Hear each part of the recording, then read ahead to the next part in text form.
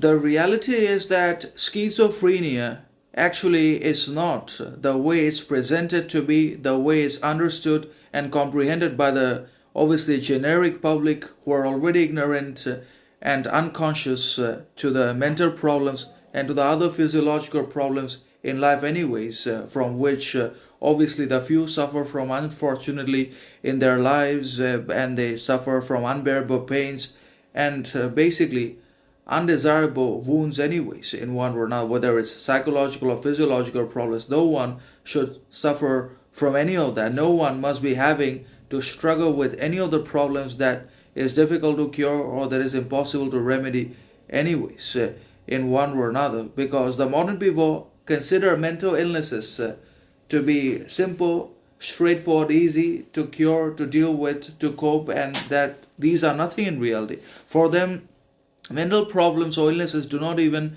necessarily exist in reality.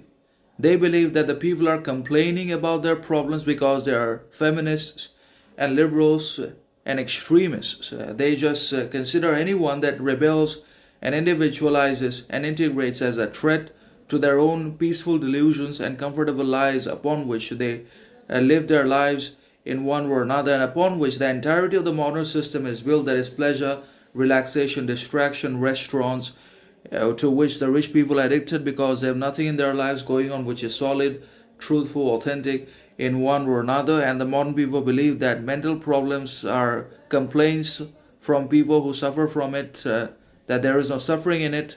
And eventually, when the people are gone, then they talk about that obviously they must have communicated, they must have opened up to society and so on and so forth. All of that is bull and nonsense anyways.